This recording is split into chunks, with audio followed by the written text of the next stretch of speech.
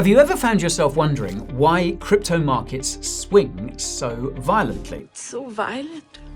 Well, more often than not, the hidden ingredient is leverage. So, when we saw that Galaxy Research had dropped a report that dives deep into this murky sector of the market, we knew we had to cover it. So, in today's video, we're breaking down Galaxy's key insights to show you exactly how leverage shapes the crypto market, highlighting the hidden risks it creates, and explaining why it's something you need to watch very closely, even if you don't trade crypto. My name is Guy, and this is a video you can't afford to miss. So, the report we'll be summarizing today is titled The State of Crypto Leverage Q1 2025. It was published in June by Galaxy Research, and we'll leave a link to the full report below if you're interested. Now, before we dive any deeper, let's quickly define what leverage actually means. So, simply put, leverage involves borrowing money or assets to increase your allocation to the market and amplify both your potential profits and potential losses. And leverage is nothing new. Traders have been using borrowed money to speculate in traditional markets like stocks, commodities, and Forex for decades. However, crypto's high volatility makes leverage uniquely explosive, causing those sudden and violent price swings we've all become accustomed to. Now, when it comes to crypto specifically, investors typically access leverage in two ways: collateralized lending and leverage trading via futures or perpetual contracts. When investors use collateralized lending, they deposit crypto as collateral, borrow stablecoins or other assets against it, and use those borrowed funds to buy more crypto, increasing their positions. If the collateral's value drops sharply, then the lender can liquidate, i.e. sell that collateral to ensure repayment of the loan. However, the biggest liquidations typically happen with futures or perpetual contracts, where traders directly bet on crypto prices without owning the underlying assets. In these instances, when leverage traders get liquidated, meaning their positions are automatically closed once their margin falls below a required threshold, markets can quickly plunge or pump. This kind of forced selling amplified the crashes we saw in 2022 following the collapses of Terra, Celsius, BlockFi, and eventually FTX, turning severe downturns into outright meltdowns. And of course, crypto lenders like Celsius and BlockFi were collateralized lenders. But just remember, leverage cuts both ways. During bull markets, traders who short crypto with leverage can get caught in so-called short squeezes, forcing them to buy back positions as prices unexpectedly spike, sending markets even higher. And by the way, if you're enjoying the video so far, then be sure to short squeeze that like button to help give it a boost. And if you haven't already, subscribe to the channel and ping that notification bell so you won't miss our next upload. So, now that we're all up to speed with what leverage is and how it works, we can dive into Galaxy's report. So the first section looks at crypto collateralized lending, one of the primary ways investors access leverage. At its peak back in Q4 of 2021, this market was huge, totaling nearly $65 billion in outstanding loans spread across centralized finance or CeFi, decentralized finance or DeFi, and crypto collateralized stablecoins. Today, the market currently stands at around $39 billion. On the centralized finance side, lending services function similarly to traditional banks, except the loans are typically secured by cryptocurrencies instead of cash or real estate. In Q1 2025, Galaxy tracked roughly $13.5 billion of open borrows on CeFi platforms, representing solid growth of about 9% quarter over quarter. To put it into perspective, that $13.5 billion figure is more than double the low point of roughly $6.7 billion recorded following the collapse of FTX. However, one particularly concerning aspect of CeFi lending is just how concentrated it is. The Galaxy report reveals that Tether alone holds a whopping 65% of the CeFi lending market. Following behind are Ledn and 2 Prime, which together with Tether account for nearly 80% of all CeFi crypto loans. Now, what makes this worrying is the lack of transparency among CeFi lenders. They rarely disclose detailed data about their loan books or exactly who they're lending to, making it difficult to properly understand the risks involved. This problem was clearly illustrated when lending giants like Celsius and BlockFi collapsed, dragging the entire market down with them due to their opaque lending practices and reckless risk management.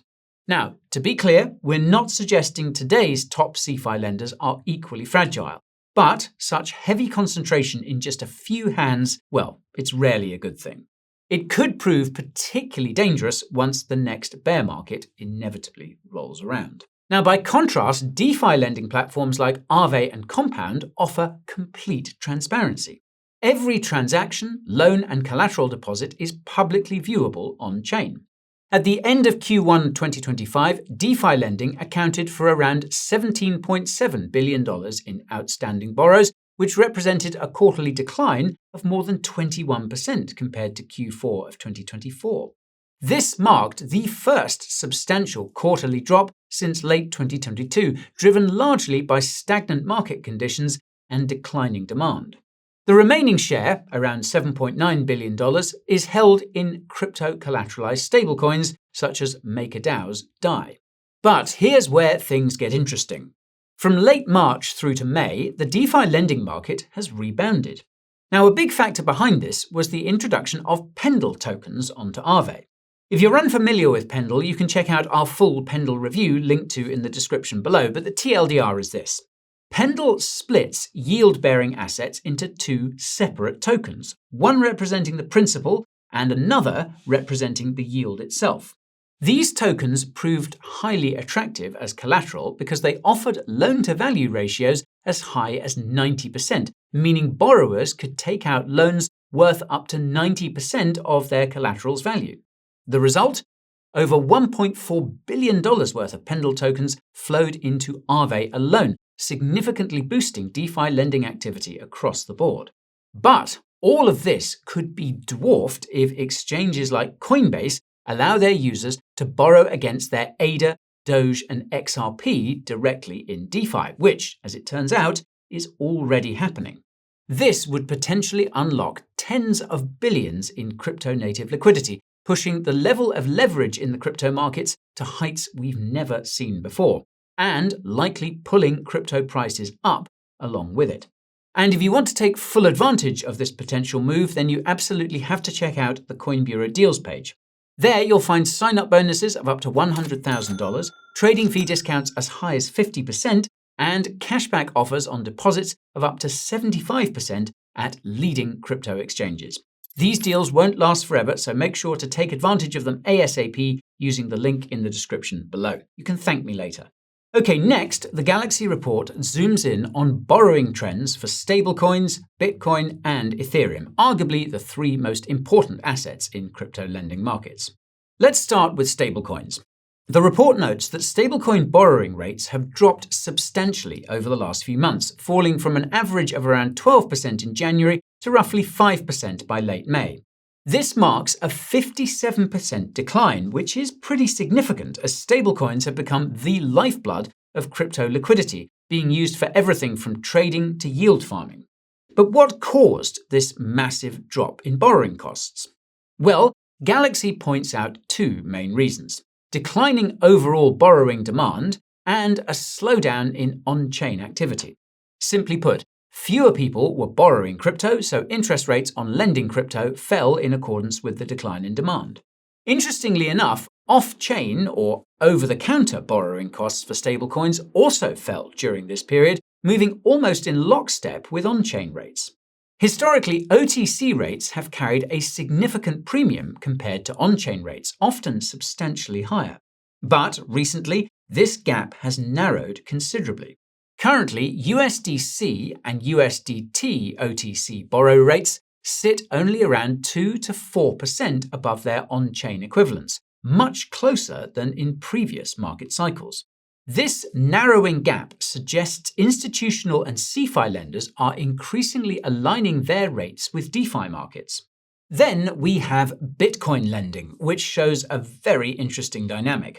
On-chain Bitcoin borrowing, mainly done using wrapped Bitcoin or WBTC, has stayed relatively low and stable. That's because in DeFi, WBTC is primarily used as collateral, Traders deposit their WBTC, then borrow stablecoins or other assets against it. They don't usually borrow WBTC itself to actively trade or bet against Bitcoin's price. By contrast, off-chain borrowing rates for Bitcoin itself remain consistently higher.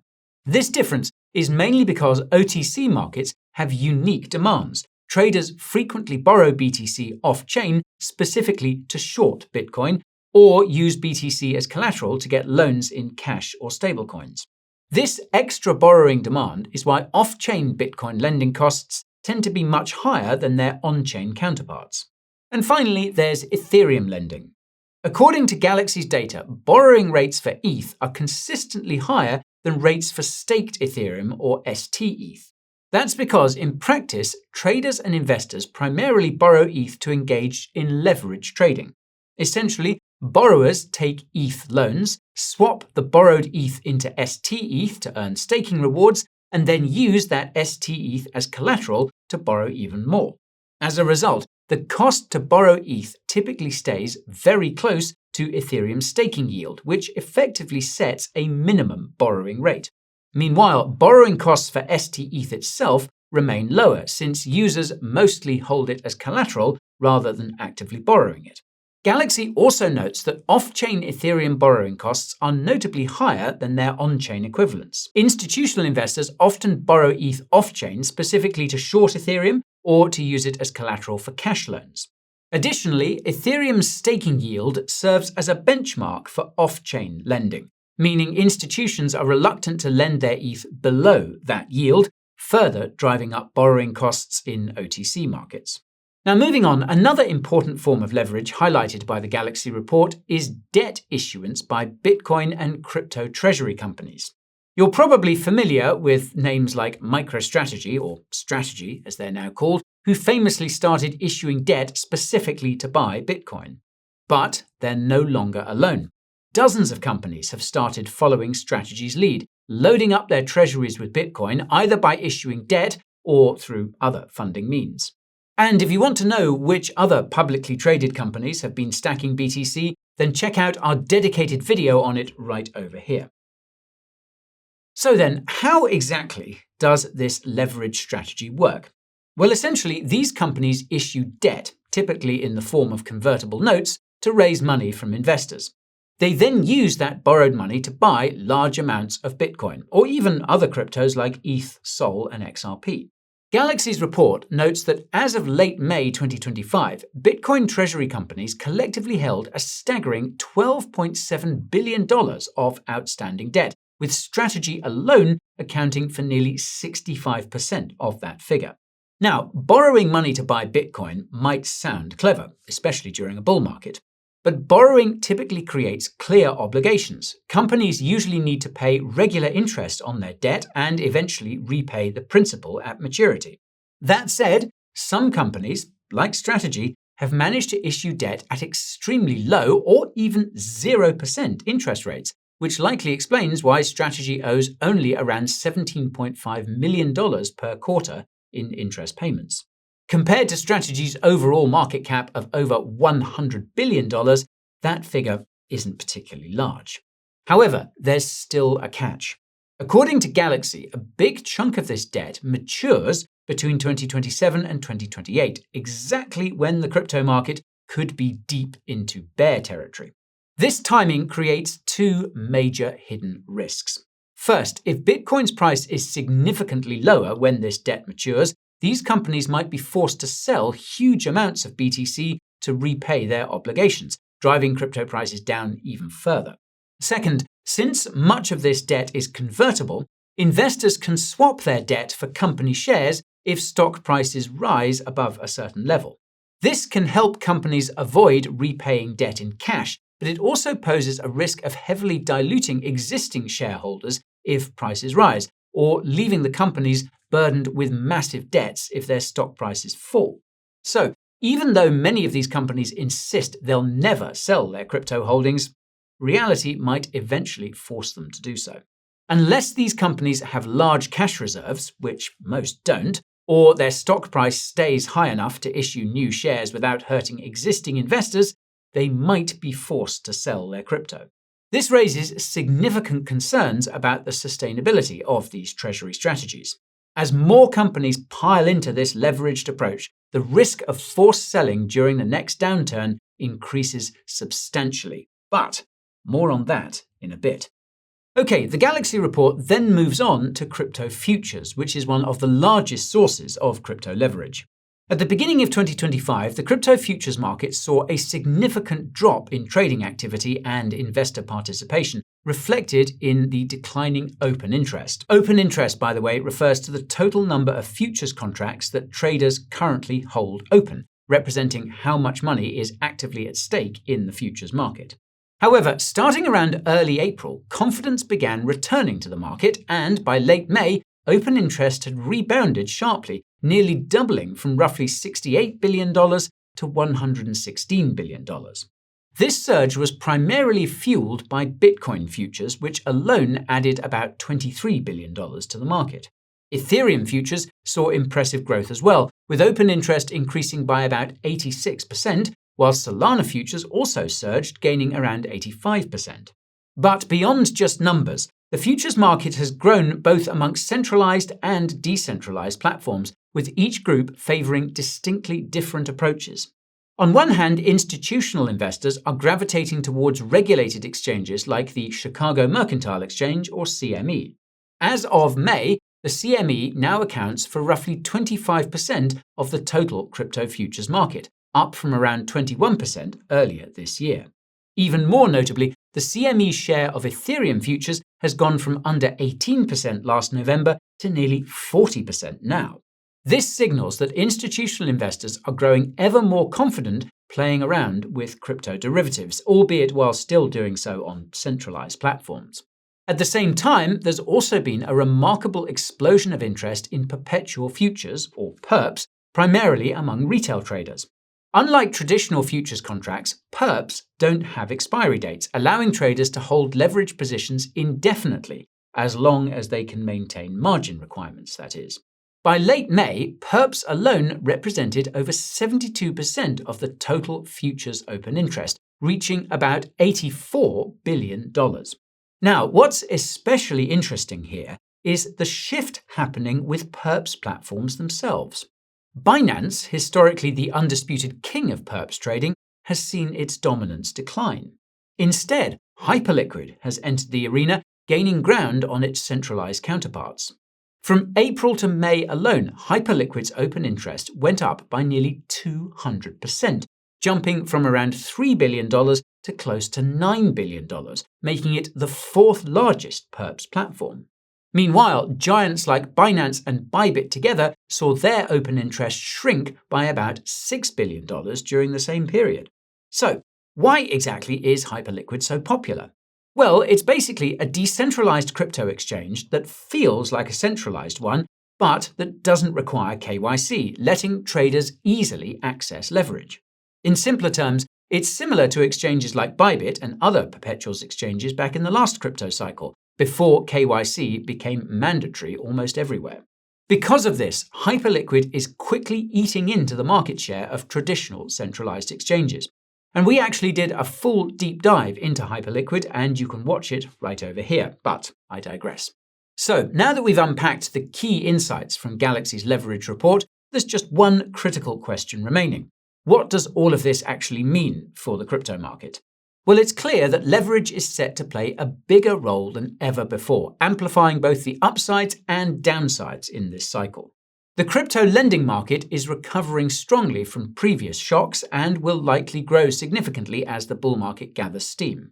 For instance, Coinbase's moves to let people borrow against wrapped versions of popular altcoins and other exchanges rolling out their own wrapped BTC products could have the practical effect of pushing leverage in crypto markets to unprecedented heights. On top of that, decentralized exchanges like Hyperliquid are making it easier than ever for traders to access leverage through perpetual futures. Platforms offering non-KYC trading, low fees, and aggressive leverage are attracting a growing wave of retail traders. But folks, here's the crucial caveat. With more leverage comes more risk. The rapid rise in leveraged trading and borrowing, both from individual traders and leveraged corporate entities, means the next bear market could be especially brutal as leverage positions inevitably start getting liquidated. Perhaps most worrying, though, are those aforementioned crypto treasury companies. Firms like Strategy and its many imitators have aggressively stacked BTC and other assets using debt. If these companies don't have sufficient cash flows or their share prices slump, they may be forced to liquidate their crypto holdings at precisely the worst moment, triggering widespread forced selling. This interconnected leverage could have severe market-wide consequences. A liquidation spiral beginning with leveraged traders in futures markets and lending protocols could quickly spread, eventually forcing treasury companies to liquidate their holdings as well, creating a domino effect that significantly amplifies any market crash. That said, we'll probably first see some explosive price moves to the upside as more and more people pile in using leverage.